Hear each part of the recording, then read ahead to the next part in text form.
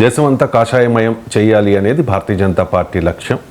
So ఈ ఎన్నికల్లో 400కు పైగా స్థానాల్లో ఎన్డీఏ గెలుపు ఖాయము అని చెప్పి ఆ పార్టీ నాయకులు చెప్పినా కూడా భారతీయ జనతా పార్టీ 240 స్థానాలకు మాత్రమే పరిమితమైన పరిస్థితి. సో ఇప్పుడు దక్షిణాది మీద భారతీయ జనతా పార్టీ ఫోకస్ చేసింది. సార్, దక్షిణాదిలో ఎన్డీఏ విస్తరణ కోసం ఒక ముగ్గురు కీలక మంత్రులతో ఒక ఉన్నత స్థాయి కమిటీ కూడా వేశారు సార్. వ్యూహ రూపకల్పనలో చంద్రబాబుకు కీలక పాత్ర, సమన్వయకర్తగా జగత్ ప్రకాష్ నడ్డా. సో దక్షిణాదిలో పాగా వేయడానికి ఎన్డీఏ చాలా ప్లాన్స్ వేస్తోంది. దానిలో చంద్రబాబు నాయుడు గారిది కీలక పాత్ర. ఏం చెప్తారు? అంటే సౌత్ ఇండియా పైన ఇప్పుడే కాదు, వాస్తవంగా చాలా కాలం క్రితం కూడా మిషన్ 7 అని పెట్టి ఈ south Indian states Kerala, Tamil Nadu, Karnataka, Andhra Pradesh, Telangana, అలాగే ఒరిస్సా, ఇలా 7 స్టేట్స్ పైన కేంద్రీకరించారు. బెంగాల్. మీరు బీజేపీ రైజ్ చూస్తే 2014 కన్నా ముందు బీజేపీ రైజ్, 2014 తర్వాత బీజేపీ రైజ్ రెండుగా వర్గీకరించాలి. 2014లో మోడీ నాయకత్వంలో బీజేపీ సొంతగా మెజార్టీ తెచ్చుకుంది. అంతకుముందు వాజ్పేయి సమయంలో అధికారంలో ఉన్న ఎన్డీఏ బీజేపీకి మెజార్టీ లేదు.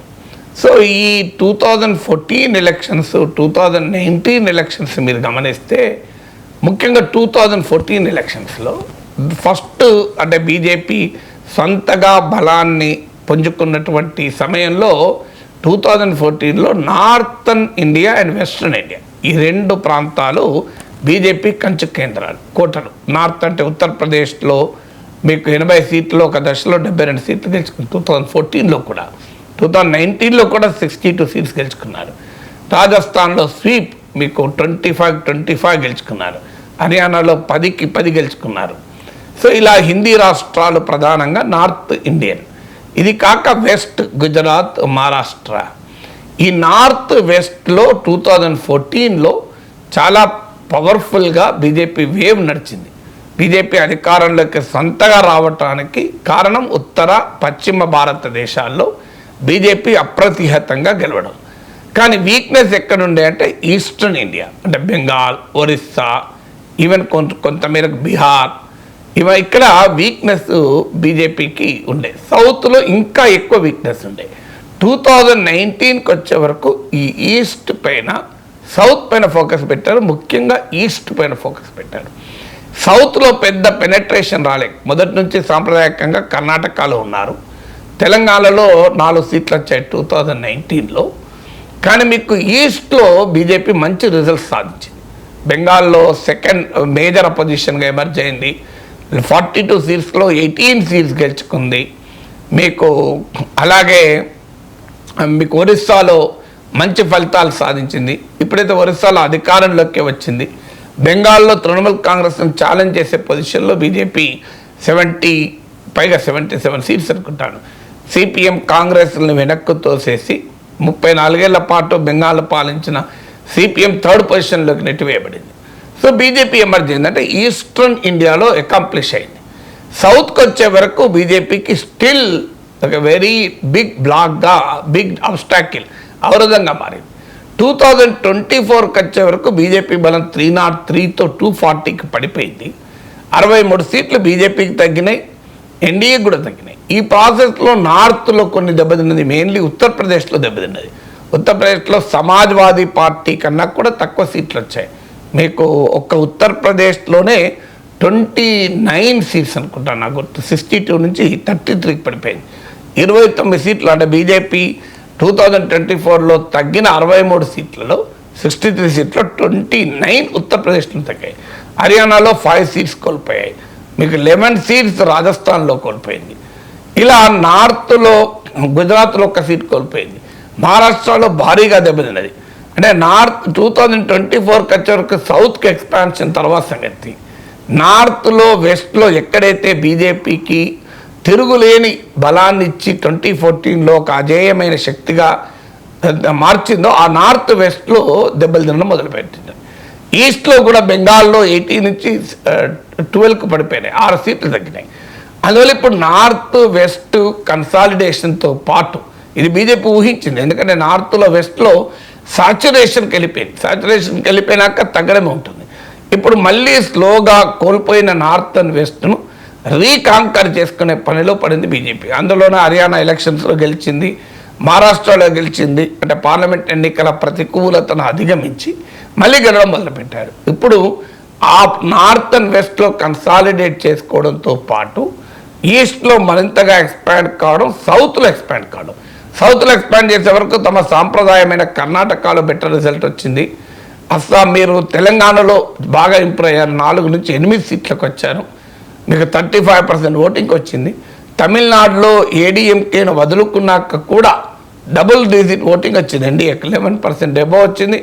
అందులో బీజేపీ ఓటింగ్ కూడా పెరిగింది. కానీ తమిళనాడులో, కేరళలో ఓటింగ్ పెంచుకోగలిగింది తప్ప సీట్లు తెచ్చుకోలేకపోయింది. అందువల్ల ఇప్పుడు మిగిలిన ప్రధానమైన ఛాలెంజ్ ఏంటి, 29లో ఒకవేళ జమిలీ వచ్చి 27 అయినా నార్త్ వెస్ట్లో కొంత టెరిటరీ కోల్పోయిన దాన్ని రీకవర్ చేసుకోవాలి, ఈస్ట్లో కన్సాలిడేట్ కావాలి, సౌత్లోకి పెనట్రేట్ కావాలి. ఇది టార్గెట్. అందుకే సౌత్లో బీజేపీ స్వతహాగా పెనట్రేట్ కావడానికి ఛాలెంజెస్ ఉన్నాయి. ఎందుకంటే బీజేపీ ఉన్న ఐడియాలజీ హిందుత్వకు సౌత్లో అంత ఇన్ఫ్లుయెన్స్ లేదు. ఎందుకంటే కర్ణాటక మినహా ఎక్కడా లేదు. ఎందుకంటే ఇక్కడంతా ఉద్యమాల ప్రభావం ఉన్న ప్రాంతం. మీకు తమిళనాడులో పెరియార్ నాయకత్వంలో, మీకు అనాదురాయ నాయకత్వంలో, ముఖ్యంగా పెరియార్ నాయకత్వంలో ఒక పెద్ద బ్యాక్ క్లాస్ మూవ్మెంట్ జరిగి ద్రవిడియన్ ఉద్యమం, సంఘ సంస్కరణ ఉద్యమాలు జరిగిన గడ్డ. మీకు కేరళలో శ్రీ నారాయణ గురు ప్రభావము, కర్ణాటకలో బసవన్న ప్రభావము, తెలంగాణలో అనేక రకాల కమ్యూనిస్టు ఉద్యమాల నుంచి, తెలంగాణ సాయుధ పోరాటం నుంచి మలిదశ తెలంగాణ ఉద్యమాలు, ఇవన్నీ కూడా మీకు నార్త్లో లాగా ఇంకా మతము, మతపరమైన అంశాలు, కులము, వీటి ప్రభావం కన్నా ప్రజల్లో పోరాట తత్వం ఎక్కువ సౌత్లో. అలాగే హిందీ డామినేషన్ కూడా సౌత్ ఇండియా యాక్సెప్ట్ చేయరు. ఎందుకంటే అవన్నీ కూడా దేవనాగరి లిపి, మనది దేవనాగరి లిపి కాదు, నాన్ హిందీ స్టేట్స్ ఇవి.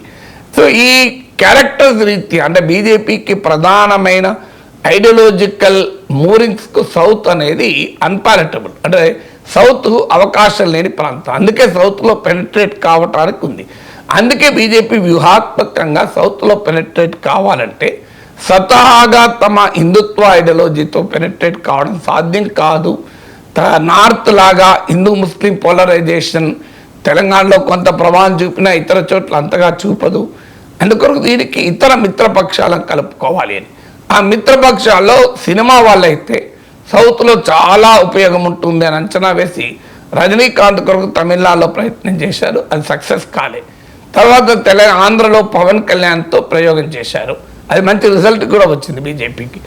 ఇప్పుడు బీజేపీ ఏంటంటే ఇక్కడ ఎమర్జ్ కావాలి అంటే స్వతహాగా బీజేపీ ఐడియాలజికల్ పెనిట్రేషన్ 14, 19, 24 రిజల్ట్ చూస్తే నార్త్ వెస్ట్లో కన్సాలిడేషన్ నుంచి వీక్ అయ్యే దశకు వచ్చారు తప్ప, కొంత టెరిటరీ కోల్పోయారు తప్ప సౌత్లో పెద్ద రిజల్ట్ రాలేదు. అందుకే ఇప్పుడు మిత్రపక్షాలు టీడీపీని, ఇతర మిత్రపక్షాలను, జేడీఎస్ను కర్ణాటకలో, ఈవెన్ మళ్ళీ ఏడీఎంకేని తమిళనాడులో కలుపుకున్న ఆశ్చర్యం లేదు.